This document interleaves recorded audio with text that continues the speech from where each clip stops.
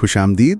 آج ہم کچھ تاریخی دستاویزات اور یادداشتوں کی روشنی میں آغا خان کے لقب کی کہانی کو سمجھنے کی کوشش کر رہے ہیں جی، اور خاص طور پر حسن علی شاہ یعنی آغا خان اول، ان کی ابتدائی زندگی پر نظر ڈالیں گے بالکل۔ کہ یہ لقب انہیں کیسے ملا اور شروع میں حالات کیا تھے، یعنی عزت افزائی سے تنازع تک کا سفر کیسا رہا۔ جی، یہ بڑا دلچسپ موضوع ہے کیونکہ اس میں قاجار ایران کی سیاست، شاہی خاندان کے آپسی تعلقات اور پھر اسماعیلی برادری کے حالات، یہ سب چیزیں جڑی ہوئی ہیں۔ صحیح۔ ہم دیکھیں گے کہ کس طرح ایک ذاتی دکھ، ایک المیہ، وہ شاہی عنایت کا سبب بنا، اچھا، اور پھر وہی عنایت کیسے سیاسی ریشہ دوانیوں کی نظر ہو گئیں۔ تو کہانی کہاں سے شروع ہوتی ہے؟ امام خلیل اللہ علی سے؟ جی، حسن علی شاہ کے والد امام خلیل اللہ علی، وہ محلات اور قم میں تھے، ان کا کافی اثر و رسوخ تھا، لیکن وہاں کے جو مقامی گورنر تھے وہ کچھ آپ سمجھ لیں ناخوش تھے۔ کس وجہ سے؟ خاص طور پر ہندوستان سے جو زائرین آتے تھے ان کی کثرت کی وجہ سے وہ شاید اس کو پسند نہیں کرتے تھے۔ اچھا۔ پھر افسوسناک طور پر یزد میں امام کا قتل ہو گیا۔ اوہ۔ اس کے بعد ان کی بیوہ بی بی سرکار وہ اپنے نوجوان بیٹے حسن علی شاہ کو لے کر انصاف مانگنے تہران پہنچیں، شاہ فتح علی شاہ کے دربار میں۔ تو شاہ کا رد عمل کیا تھا؟ شاہ فتح علی شاہ نے کافی سنجیدگی سے لیا اس معاملے کو۔ اچھا۔ فوراً یزد کے گورنر کو حکم دیا کہ ذمہ دار شخص کو گرفتار کیا جائے۔ اچھا۔ اور یہی نہیں، انہوں نے نوجوان حسن علی شاہ پر خاص شفقت بھی کی۔ کس طرح کی شفقت؟ انہوں نے اپنی بیٹی سروے جہاں خانم ان کی شادی حسن علی شاہ سے کر دی۔ واہ، شاہی خاندان میں شادی؟ جی ہاں، اور شادی کے اخراجات کے لیے 23,000 تومان کی ایک بڑی رقم بھی دی۔ یہ تو بہت بڑی بات تھی۔ بالکل۔ اور پھر تقریباً 1818 کے آس پاس انہیں باضابطہ طور پر آغا خان کا لقب دیا گیا۔ اچھا، تو یہ لقب 1818 میں ملا۔ جی، اور ساتھ ہی محلات اور قم کی گورنری بھی انہیں سونپ دی گئی۔ تو یہ تو ایک بہت بڑا اعزاز، ایک طرح سے شاہی سرپرستی حاصل ہو گئی۔ یقیناً۔ لیکن 1818 سے 1834 تک اس عرصے میں ان کی سرگرمیوں کے بارے میں زیادہ نہیں معلوم ہے نا؟ ہاں، بہت زیادہ تفصیلات نہیں ملتی، سوائے اس کے کہ ان کا رابطہ ہندوستان میں اپنے پیروکاروں سے یعنی خوجہ برادری سے قائم رہا۔ اس کا کوئی ثبوت ملتا ہے؟ جی، ایک تو 1818 کی ایک برطانوی افسر جیمز میکمرڈو کی رپورٹ ہے، اور پھر خود آغا خان اول کے خطوط بھی ہیں 1820 اور اس کے بعد کے، جن میں انہوں نے بامبے میں جماعت خانہ بنانے کی اجازت بھی دی تھی۔ اچھا، تو رابطے برقرار تھے؟ جی بالکل، اور جب تک فتح علی شاہ زندہ رہے آغا خان اول محلات میں عزت سے رہے۔ لیکن پھر شاہ کا انتقال ہو گیا 1834 میں؟ ہاں، اکتوبر 1834 میں، اور ان کے انتقال کے بعد ظاہر ہے تہران میں اقتدار کی ایک نئی کشمکش شروع ہوئی، حالات بدلنے لگے۔ نئے بادشاہ محمد شاہ قاجار، ان کا رویہ کیسا تھا؟ شروع میں تو نئے بادشاہ نے بھی آغا خان اول کی قدر کی، مطلب 1835 میں انہیں کرمان کا گورنر مقرر کیا۔ کرمان؟ وہ تو ایک مشکل صوبہ سمجھا جاتا تھا اس وقت۔ بالکل، اور وہاں مشہور شاعر قانی نے ان کی شان میں قصیدہ بھی لکھا، تو شروع میں تو عزت افزائی جاری رہی۔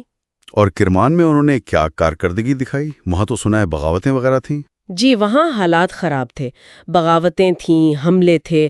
آغا خان اول نے وہاں امن قائم کرنے کے لیے کافی کوشش کی، اپنے ذاتی وسائل بھی خرچ کیے۔ اچھا۔ ہاں، سفارتکاری بھی استعمال کی، اور کچھ اہم علاقے جیسے بام اور نارمشیر وہ باغیوں سے واپس لیے۔ تو انہوں نے یہ کامیابیاں تہران کو بتائیں؟ جی، انہوں نے اپنی کامیابیوں کی تفصیل بھیجی تہران، شاید یہ امید کر رہے ہوں گے کہ تعریف ہوگی یا مدد ملے گی۔ لیکن ہوا اس کے الٹ؟ بالکل الٹ ہوا۔ تہران سے تعریف تو نہیں آئی، بلکہ الٹا ان کے خلاف شبہات بڑھنے لگے۔ شبہات؟ کس قسم کے؟ افواہیں پھیلنے لگیں کہ وہ جنوب مشرقی ایران میں بہت زیادہ طاقتور ہو رہے ہیں، اپنا اثر و رسوخ بنا رہے ہیں۔ یعنی ان کی کامیابی ہی ان کے خلاف ہو گئی؟ ایسا ہی لگتا ہے۔ خاص طور پر جو وزیر اعظم تھے مرزا آقاسی، وہ شاید مرکز گریز قوتوں سے یعنی جو صوبائی طاقتیں تھیں ان سے تھوڑا ڈرتے تھے۔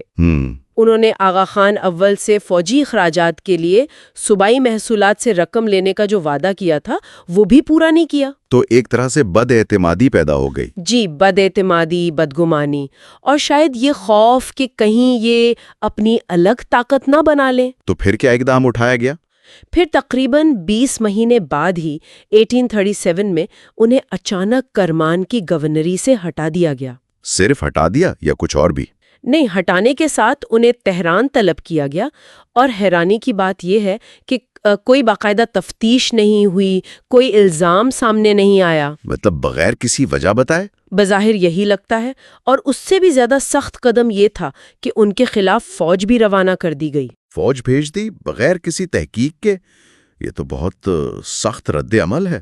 بالکل۔ اب اس صورتحال میں آغا خان اول نے ظاہر ہے اپنا دفاع کرنا ضروری سمجھا۔ تو انہوں نے کیا؟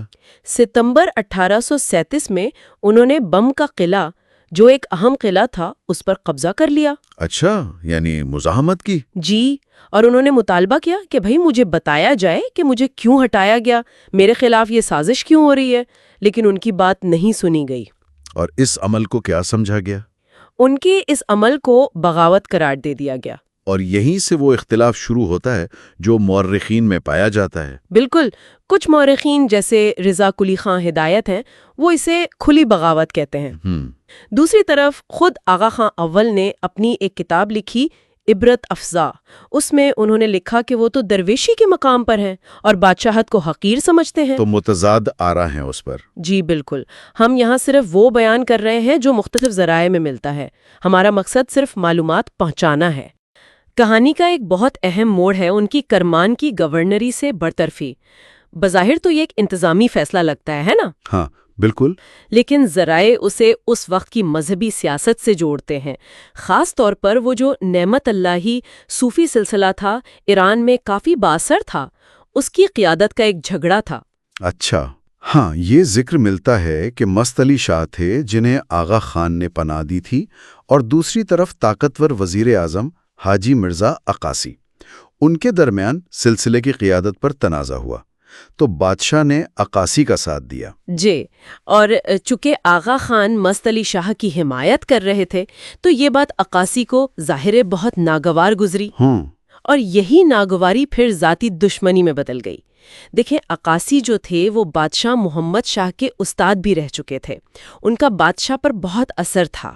اچھا، تو انہوں نے وہ اثر استعمال کیا، بادشاہ کو آغا خان کے خلاف کر دیا، جس کا نتیجہ پھر وہ گورنری سے برطرفی نکلا۔ تو یہ صرف سیاسی مخالفت نہیں رہی، اس میں ایک ذاتی انتقام کا رنگ آ گیا۔ ذرائع میں ایک اور ذاتی واقعے کا بھی ذکر ہے جس نے شاید جلتی پر تیل کا کام کیا، وہ جو آغا خان نے اپنی بیٹی کا رشتہ عبد المحمد محلاتی کے بیٹے کو دینے سے انکار کیا تھا۔ جی، وہی محلاتی جو بعد میں اقاسی کا بڑا قریبی ساتھی بن گیا۔ ہاں، تو اس انکار نے بھی اقاسی کے غصے کو مزید بڑھا دیا۔ بالکل، اور کئی مورخین بھی جیسے ای جی براؤن ہے، وہ بھی اسی نتیجے پر پہنچتے ہیں۔ وہ تو صاف لکھتے ہیں کہ اصل مسئلہ آغا خان کی کوئی بغاوت نہیں تھی، بلکہ یہ مرزا اقاسی کی ذاتی دشمنی اور سازشیں تھیں جنہوں نے بادشاہ کو ورغلایا۔ قاجار دربار میں وہ وزیروں کا اثر و رسوخ تو عام بات تھی۔ اور اسی دوران ایک اور چیز ہو رہی تھی، بغداد میں جو سابق بادشاہ فتح علی شاہ کے پوتے تھے رضا قلی، وہ پناہ لیے ہوئے تھے۔ اچھا، وہ برطانوی حکام کے ذریعے یہ افواہیں پھیلا رہے تھے کہ آغا خان سیستان اور بلوچ افواج کے ساتھ مل کر کوئی بغاوت کی تیاری کر رہے ہیں۔ تو ان افواہوں نے اقاسی کے بیانیے کو اور مضبوط کر دیا ہے نا؟ بالکل۔ آغا خان نے خود بھی بعد میں میرا خیال ہے 1851 میں گورنر بامبے کو ایک خط لکھا تھا، اس میں اپنی مشکلات اور ایران چھوڑنے کی وجہ مرزا اقاسی کے تند مزاج اور دشمنی کو ہی قرار دیا، مطلب وہ براہ راست اقاسی کو ذمہ دار ٹھہرا رہے تھے۔ جی، یہ بات تو بہت دلچسپ ہے کہ تقریباً ایک صدی بعد جب 1951 میں آغا خان سوم ایران گئے تو اس وقت کے ایرانی اخبارات نے بھی آغا خان اول کی ہجرت کا ذمہ دار مرزا اقاسی کی سازشوں کو ہی بتایا۔ انہوں نے آغا خان اول کو باغی نہیں کہا، بلکہ ایک شریف رہنما کے طور پر پیش کیا جو بس خون ریزی سے بچنے کے لیے ہندوستان چلے گئے۔ اور ہمیں اس دور کے ایران کے ماحول کو بھی ذہن میں رکھنا ہوگا۔ وہ ایک قدامت پسند شیعہ علماء کے گہرے اثر والا معاشرہ تھا۔ صحیح۔ ایسے میں ایک اسماعیلی امام جن کی ایک الگ مذہبی شناخت تھی، ان کے لیے وہاں پرامن طور پر رہنا یا حکومت میں اثر رکھنا وہ ویسے ہی بہت مشکل تھا۔ تو اس پس منظر میں یہ تخت الٹنے کا الزام کچھ زیادہ ہی ناقابل یقین لگتا ہے۔ لیکن جب دشمنی اور دباؤ بہت زیادہ بڑھ گیا تو آغا خان نے مزاحمت کا فیصلہ کیا۔ انہوں نے اپنے حامیوں کو جمع کیا اور شاہی افواج کا مقابلہ کرنے کی تیاری کی۔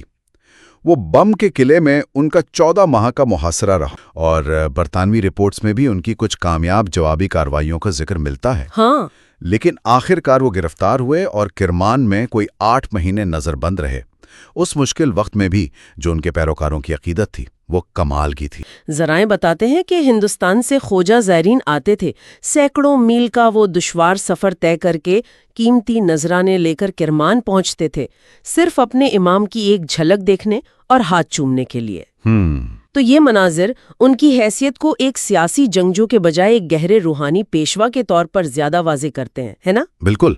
تو ان تمام ذرائع کا اگر ہم جائزہ لیں تو جو تصویر ابھرتی ہے وہ آغا خان اول کی ایک باغی رہنما کے طور پر نہیں بلکہ ایک ایسے روحانی پیشوا کی ہے جو سیاسی حسد، مذہبی عدم برداشت اور خاص طور پر وزیر اعظم مرزا عکاسی کی ذاتی دشمنی اور سازشوں کا شکار ہوئے۔ جی، میرا بھی یہی خیال ہے۔ انہوں نے وسیع پیمانے پر کوئی خانہ جنگی یا اقتدار کی کھینچا تانی نہیں کی، بلکہ امن اور اپنے پیروکاروں کی حفاظت کو ترجیح دی، اور اسی لیے ایران چھوڑنے کا وہ مشکل فیصلہ کیا۔ اور تاریخ نے بھی، جیسا آپ نے 1951 کے واقعات کا ذکر کیا، ایک طرح سے ان کے موقف کی تصدیق ہی کی۔ تم ذرائع کی روشنی میں یہ سوچنے پہ مجبور ہو جاتے ہیں کہ تاریخ کی کتابوں میں افراد اور واقعات کی جو تصویر کشی ہوتی ہے وہ کس حد تک طاقتور شخصیات کی ذاتی رنجشوں، سیاسی چالوں اور اس وقت کے بیانیوں سے متاثر ہو سکتی ہے۔